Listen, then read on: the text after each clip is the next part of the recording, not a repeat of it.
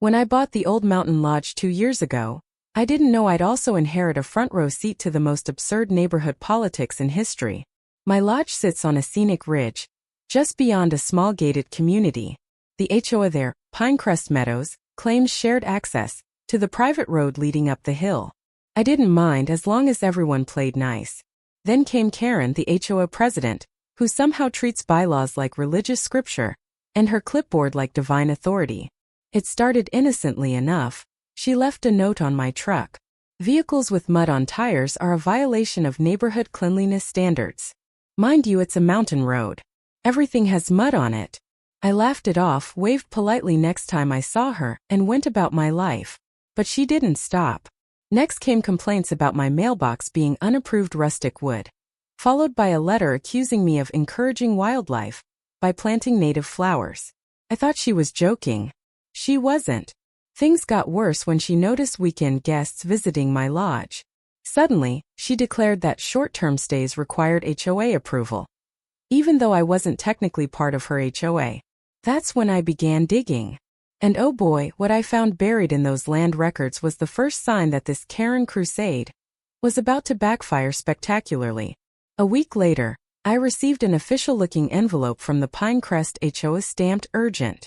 Inside was a typed letter that read, "Dear Mr. Cole, you are hereby notified that the road leading to your property is subject to HOA regulation. Effective immediately, your access privileges are suspended pending compliance review. You may appeal at the next board meeting. Pinecrest HOA Management." I nearly choked on my coffee. Suspended access privileges? To my own property? The road they were talking about literally begins on my land. It's a dirt path my grandfather built decades ago. So naturally, I took a drive down to the HOA office. A converted shed with a fresh coat of mandatory beige. Karen was there, surrounded by files and scented candles. "Mr. Cole," she said, adjusting her oversized glasses, "you've violated multiple aesthetic standards." "Karen," I replied, "I don't even live in your HOA." She gave a tight smile. "The board has extended jurisdiction due to shared utilities." That's when I knew this wasn't about rules, it was about control. That evening I started a binder. Labeled it HOA Shenanigans. Inside went every letter, photo, timestamp, and even screenshots of her ridiculous emails. If she wanted a war of paperwork, she picked the wrong guy. Karen didn't stop at letters. She started organizing neighborhood walkthroughs. Basically, a mob of clipboard-carrying retirees inspecting everyone's property like it was a military base. They'd stand near my fence, taking photos of my porch lights, measuring the color of my stain with paint swatches. Then came the sign, "Private Road HOA Members Only." She nailed it to a tree near my driveway. I laughed out loud, tore it down, and put up my own. "Private property. HOA trespassers will be filmed." The next morning, I caught her pacing at the edge of my land, muttering about legal boundaries. I decided to up the petty level. Installed a trail camera. Bought a drone. Every time they came snooping, I recorded everything. Soon my HOA Shenanigans binder turned into a full digital archive. Then one morning I woke up to a loud clang. Someone had dumped gravel and orange cones across the road leading to my lodge. There was even a wooden barricade with a handwritten sign. "Road closed, HOA maintenance." That was the moment I realized they weren't bluffing. They'd actually blocked me from my own home. But instead of yelling, I smiled. Because remember that digging I'd done into the property records? Turns out the HOA didn't own the road, or even the valley below it. I did. And that little detail was about to turn this whole circus upside down. I spent the next week living like a detective. My evenings were filled with coffee, property maps, and legal jargon. The county records showed that not only was the mountain road part of my title, but the entire lower valley, the one Pinecrest used for drainage and community hiking trails, belonged to me too. They'd been trespassing for years. I double-checked with the county surveyor, who confirmed it in writing. I nearly framed that email. I called a friend who's a land use attorney. When I explained, he whistled. "Cole, they barricaded your road? That's illegal. You could sue them for obstruction of access." "Oh, I don't want money," I said. "I want poetry-level justice." So I let the barricade stay, just long enough for them to get comfortable with their mistake. I even pretended to cooperate. I emailed Karen asking, "When do you expect the road to reopen?" Her response was instant. "Once your property meets HOA standards for guest occupancy." That's when I started drafting my own letter, complete with official formatting, signatures, and a title. Notice of unauthorized encroachment and roadway obstruction from property owner. If they wanted to play the paperwork game, I'd bring a bazooka made of legal documents. The next HOA board meeting was open to residents and concerned parties. Naturally, I showed up in my best flannel shirt with a manila folder under my arm. Karen was at the front table, flanked by her loyal lieutenants, Bob the treasurer and Susan the rule whisperer. As soon as I sat down, Karen cleared her throat. "Before we begin, Mr. Cole, I must remind you that non-members have limited speaking rights." I smiled. "Oh, don't worry. I won't take long." She started her agenda. Topic 1. Unauthorized road use by non-member property owners. The crowd murmured. I stood. "That road is legally mine," I said, placing a printed map on the table. "And for the record, your barricade constitutes trespassing." Karen's face twitched. "That's absurd." "Not according to the county," I replied, holding up the signed survey. "Also, this entire valley, including your so-called community trail, is part of my deed." The silence that followed was art. Bob started flipping through his binder. Susan whispered something like, "Oh no." Then I delivered the knockout. "By the way, your HOA bylaws require permission to build on non-HOA land. Every fence past marker 42? Illegal. Every maintenance truck using that slope? Trespassing." Karen's jaw dropped. The rest of the room leaned in like it was a courtroom drama. I didn't even need to raise my voice. I just let the paperwork do the talking. You'd think that after being publicly embarrassed, Karen would back down. No. She doubled down. 2 days later, she emailed me an updated notice of violations, listing things like unregistered decorative lighting and unapproved gate signage. My favorite line, "Your mailbox exudes an unneighborhoodly aesthetic." I laughed so hard I nearly spilled my drink, but still she kept sending them. 3 letters in 1 week. It became performance art. So I responded in kind. I sent her a certified notice, complete with legal headers, stating that the HOA had 72 hours to remove their barricade and vacate all structures from my property or I'd pursue legal remedies. I CC'd the county zoning board for good measure. 2 days later I drove down to check. The barricade was gone, but so was the HOA's private road sign. In its place was a hand-painted banner on their side. "Respect community standards." It was almost cute, like a toddler protesting bedtime. Then I got a call from Bob, the treasurer. "Listen," he said awkwardly. "We didn't know the land was yours. Karen said it was community property." "Oh, I know," I said. "You might want to verify your president's claims before she gets you all in legal trouble." He sighed. "She won't stop until she wins." I grinned. Then I guess she's about to lose spectacularly. After the barricade vanished, I decided to take a walk down through the lower valley, the part the HOA had been claiming as a community nature reserve. They'd installed benches, trash cans, and even a little wooden sign that read, "Pinecrest Meadows Trail, HOA property. No unauthorized vehicles." It was almost adorable how wrong they were. I followed the path all the way down, snapping photos of every structure and marker. My lawyer buddy told me to document everything. "Every bench is evidence," he said. "Every sign is leverage." By the time I got back to the lodge, I had over 100 photos and a glowing sense of satisfaction. These people had unknowingly built their happy little park on my land. That night, I drafted a letter titled, "Notice to Vacate, Unauthorized Use of Private Property." I included GPS coordinates, parcel numbers, and a list of encroachments.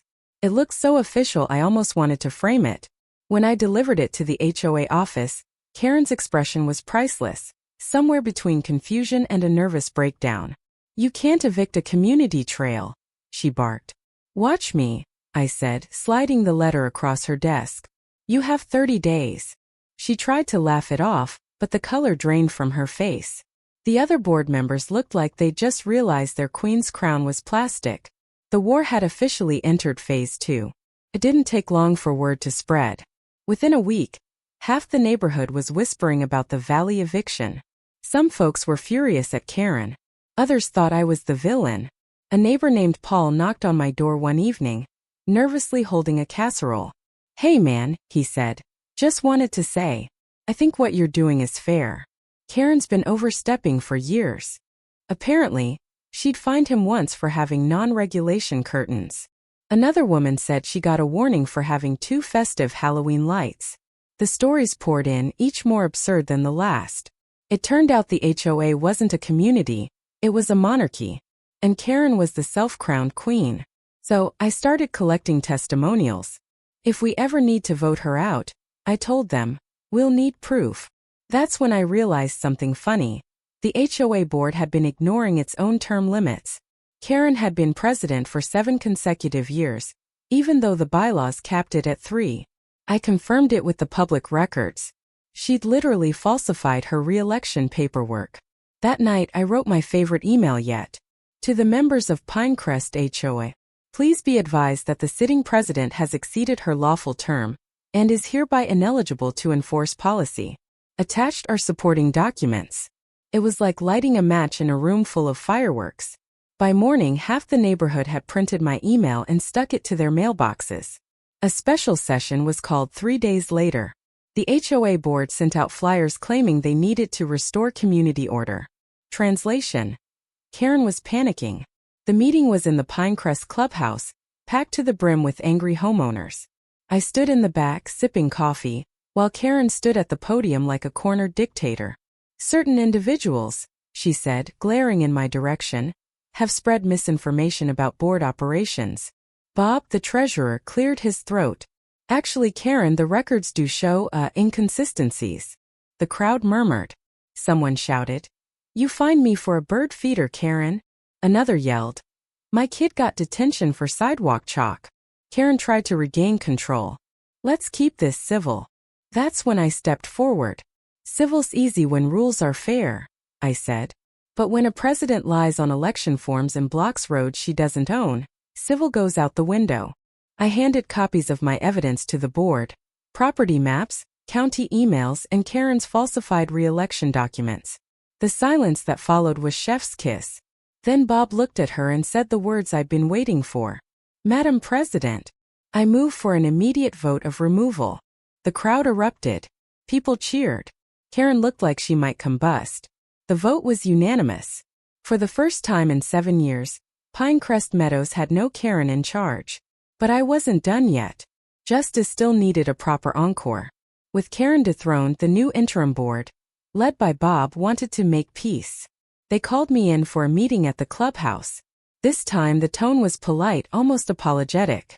"Mr. Cole," Bob began, "we'd like to formally apologize for the misunderstanding regarding the road and valley." "Appreciated," I said. "Now about those benches and trash cans, when will they be removed?" He winced. "We were hoping to negotiate shared use." I shook my head. "Not after what happened. You'll clear it out, or I'll start billing for land use." They knew I wasn't bluffing. Within a week, a small crew showed up and began dismantling the community trail. It was glorious. Watching them haul out picnic benches felt like poetic justice. Karen, however, didn't take it well. I heard she'd been ranting on the neighborhood Facebook page, claiming I stole public land. People weren't buying it anymore. Instead, they posted memes. My favorite was a picture of a bulldozer with the caption, "When you mess with the wrong homeowner." The HOA sent me one final letter, this time much more polite. "We recognize your ownership rights and thank you for your cooperation in maintaining good community relations." Translation: We surrender. I kept the letter pinned to my office corkboard, a trophy of bureaucratic victory. Once the dust settled, things changed. The new HOA board announced major reforms. No fines without photographic proof, no anonymous complaints, and term limits strictly enforced. For the first time, people actually smiled at board meetings. Kids played in driveways again. The HOA patrol walks vanished overnight. I even got invited to speak at one of their sessions, ironic, considering I wasn't technically a member. "We want to learn from your experience," Bob said. I told them the truth. Rules aren't the problem. Power without limits is. They applauded, and I have to admit it felt weirdly wholesome. Karen, meanwhile, moved away. Rumor has it she tried to start another HOA in a nearby town and got shut down within weeks. Fitting, really. The road to my lodge is peaceful again. The valley's quiet, except for the occasional deer or the sound of wind through the trees. Every time I drive past where that barricade used to be, I smile. It's a reminder that sometimes the best revenge isn't shouting or suing. It's standing your ground, armed with facts and patience, until the truth does the shouting for you. And maybe, just maybe, making sure the next Karen knows some of us own more than just the road. We own the whole valley. Just when I thought peace had returned, an envelope showed up in my mailbox. No return address, but the perfume gave it away. Inside was a handwritten letter from Karen. Mr. Cole, I may be gone from the board, but mark my words. Rules and order must prevail. The valley belongs to the spirit of Pinecrest, even if the deeds disagree. I laughed so hard I nearly dropped the letter in my coffee. It was pure Karen, dramatic, self-righteous, and legally meaningless. I scanned it and added it to my HOA archives, which by now could fill a bookshelf. But a few days later I noticed something weird. Fresh tire tracks near the trail. Benches back again. Someone had dragged them from storage and set them up in the same spots.